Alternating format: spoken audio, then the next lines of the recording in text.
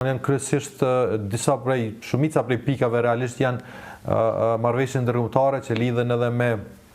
planin e rritjes e disa marrëveshje të tjera që kanë përshtypjen kanë ngelur edhe nga legjislatura e kaluar dhe në fund pastaj është buxheti për vitin 2026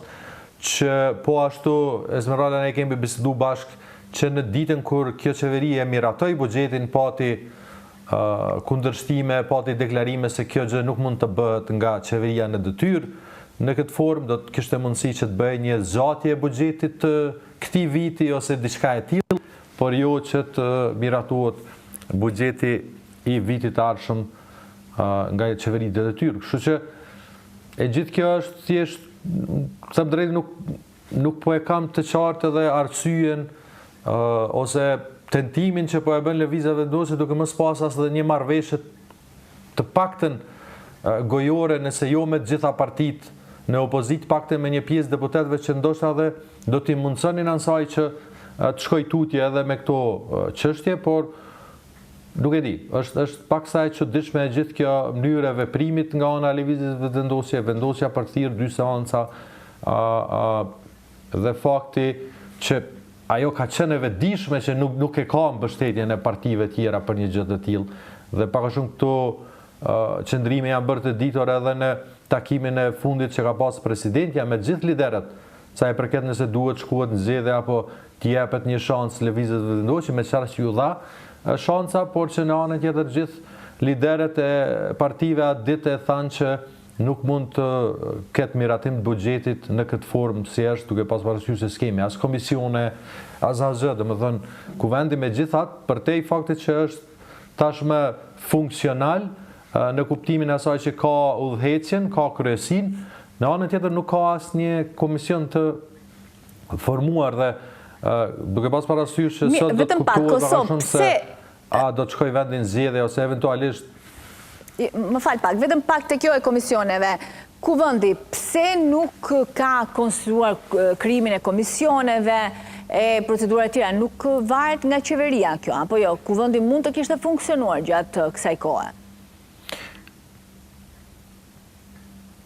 Normalisht që po, Esmeralda, por me gjithat pa qeveri nuk mund të bëhen. Domethënë nuk është se janë të vara komplet, por në parim, sipas rregullave, nëse nuk ka qeveri, atëherë nuk ka arsye, ose kështu i bie, ose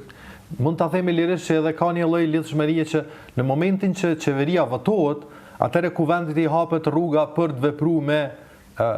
procedura tjera që është edhe krijimi i grupe parlamentare, pastaj formimi i komisioneve e gjitha këto. Po në mungesë të qeverisë praktikisht ligjërisht nuk është që bëhet një gjë e tillë. Apo me rregullore nuk është se janë të ndërvarura, vetëm praktikisht. Tani nuk mund ta them me siguri nëse edhe në rregullore parashihet diçka e tillë, por unë pak a shumë po flas nga praktikat e mëhershme. Domethënë pas votimit të qeverisë, pastaj kuvendi ka vazhduar me procedura tjera, sepse tani po e them kështu logjikisht, nëse zoti Kurti nuk arriti të ketë votat dhe eventualisht gjasat janë mëdha që vendi të shkojë në zgjedhje, eventualisht kuvendi të shpërndahet ditën e nesërme ose gjatë kësaj jave maksimumi nga ana e zonës Osmanit, sepse s'ka një mundësi tjetër atëherë cila është ideja që le të themi të krijohen komisionet derisa ditën e sotme ta zëm kabineti i drejtuar nga Konjusa nuk merr votat fare dhe zoni Osmani po ashtu nëse jo sot atëherë nesër duhet dalë dhe të thotë se shpërbëhet kuvendi dhe duhet shkojmë në zgjedhje. Tani ku është ideja e gjithë kësaj? Kështu që kam përshtypjen që megjithatë në bazë të asaj çfarë po flasë nga praktikat, nuk po e them me siguri nëse edhe rregulloria e parashën një gjë të tillë. Duhet ta pranoj se nuk e kam idenë saktë për këtë detaj, por me atë sa kam dëgjuar, domthon ka një lloj lishmëri që po nuk patëm qeveritë e reja atëre as kuvendi nuk të shkon tutje me procedura tjera, sepse kjo nënkupton pak a shumë që gjasat që vendi shkojnë zgjedhje janë gjithmonë më të mëdha sesa aq më tepër kur ne patëm një shans të vetëvendosjes, nuk e arriti të marrë vota dhe tani thjesht po kërkon edhe një shans duke e ditur pak a shumë që nuk i ka votat as për këtë rast. Në orën 14 është parashikuar seanca për qeverinë, nëse do të miratohet apo jo. Ditët e fundit që pas zgjedhjes së Bedri Hamzës, qëndrimeve të tij që s'ka vjet ku që një mesazh të ngrohtë urimi që i përcolli zoti Kurti. Shumë kush filloi të mendonte dhe të aludonte se akujt mes vetëvendosjes dhe PDK-s po shkrihen e ndoshta mund të shkojmë drejt një bashkëpunimi. Çfarë pritet në seancën e sotme? Mund të ketë surpriza? Ka ndonjë qëndrim të fundit me Bedri Hamzën, kryeministër të Partisë Demokratike të Kosovës? Me Bedri Hamzën kryetar, se kryeministër më vonë. Nuk është se nuk është se ka pas, domethënë diçka konkrete, pas disa deklarime të deputetëve të PDK-s që realisht tentimin e zotit Kurti që të jetë kështu i sjellshëm, që uroj zotin Hamza